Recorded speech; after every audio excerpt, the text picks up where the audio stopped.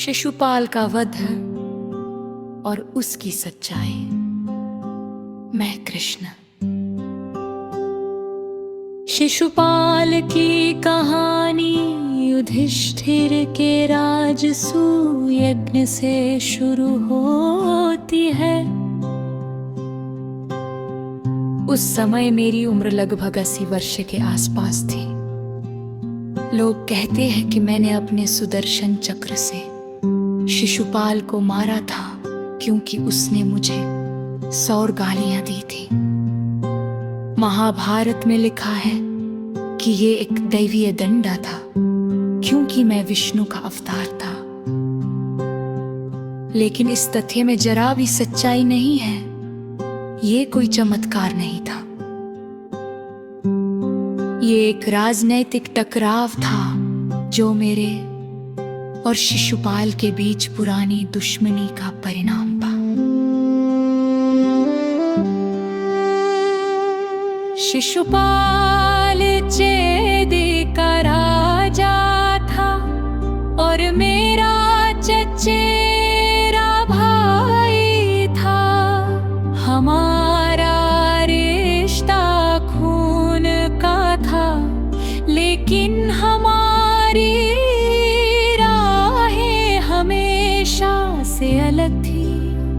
वो मेरे और मेरे कबीले यादवों से जलता था।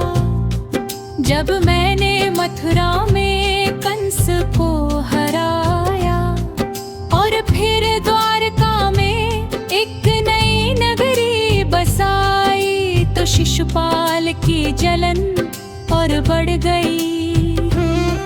वह कंस का समर्थक था और मेरे द्वारा कंस के अंत को वह कभी नहीं भूला था।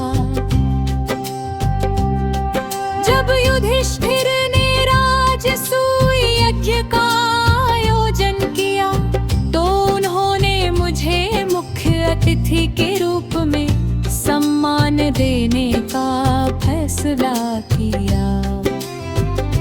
ये शिशुपाल को बर्दाश्त नहीं हुआ। यज्ञ का दिन था। हस्तिनापुर का सभागार राजाओं, योद्धाओं और ऋषियों से भरा था। युधिष्ठिर ने मुझे सम्मान दिया, जो शिशुपाल के लिए अपमान की तरह था। वो सभा में खड़ा हुआ और उसने मुझे गालियां देना शुरू किया। कृष्ण, तुम एक ग्वाला हो, एक चालबाज, जिसने कंस को धोखे से मारा। उसकी आवाज सभागार में गूंज उठी। मैंने उसकी बातें सुनी, लेकिन मैं शांत रहा। मैं जानता था कि शिशुपाल का गुस्सा सिर्फ मेरे लिए नहीं था।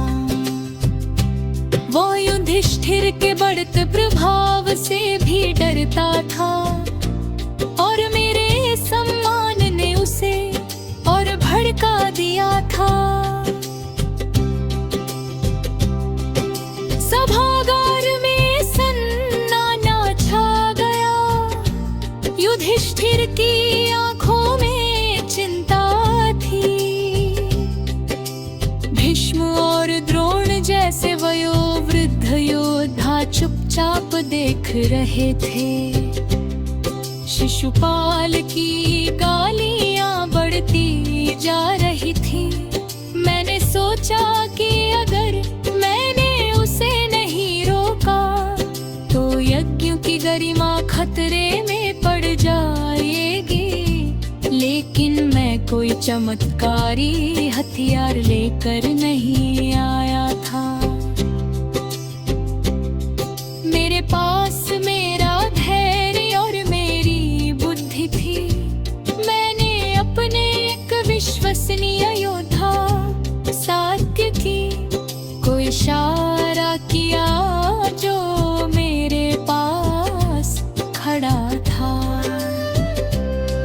शिशुपाल को शांत करो, मैंने धीरे से कहा। सत्य की सभागार के एक कोने में गया और शिशुपाल के सैनिकों को चेतावनी दी। लेकिन शिशुपाल नहीं रुका, उसने अपनी तलवार निकाली और मेरी ओर बढ़ा। ये एक खतरनाक पल था। मैंने अपने पास रखा एक छोटा सा कटार निकाला। ये कोई सुदर्शन चक्र नहीं था जैसा मिथक कहते हैं, ये एक साधारण हथियार था जो मैं हमेशा अपने साथ रखता था। मैंने उसका सामना किया और एक संक्षिप्त संघर्ष में सात्य की और मेरे अन्य योद्धाओं ने शिशुपाल को पकड़ लिया। शिशुपाल की तलवार छीन ली गई और वह जमीन पर गिर पड़ा।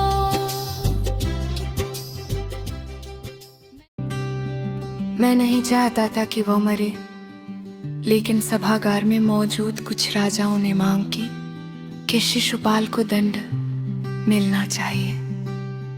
युधिष्ठिर ने मुझसे पूछा, कृष्ण क्या करना चाहिए? मैंने एक पल के लिए सोचा, शिशुपाल का जीवित रहना युधिष्ठिर के राजसूय यज्ञ के लिए खतरा था और मेरे लिए भी। मैंने सात्विकी को इशारा किया और उसने शिशुपाल को हिरासत में ले लिया। बाद में मुझे पता चला कि शिशुपाल की मृत्यु हिरासत में ही हो गई थी, शायद मेरे योद्धाओं के साथ संघर्ष में, या शायद उसका गुस्सा उसकी सेहत के लिए घातक साबित हुआ था। लेकिन ये कहानी मिथक बन गई। लोगों ने कहा कि मैंने अपने सुदर्शन चक्र से शिशुपाल का वध किया था। ये एक सुंदर कहानी थी, लेकिन ये सच नहीं थी। मैंने अपनी बुद्धि और अपने योद्धाओं की मदद से सभागार की शांति बनाए रखने का प्रयास किया था।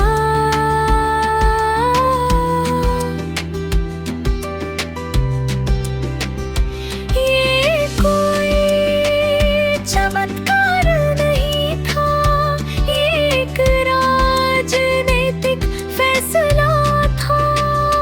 मेरा अनुभव कहता है वर्तमान परिस्थितियां फैसले लेने के लिए मजबूर करती है। ये ऐसे फैसला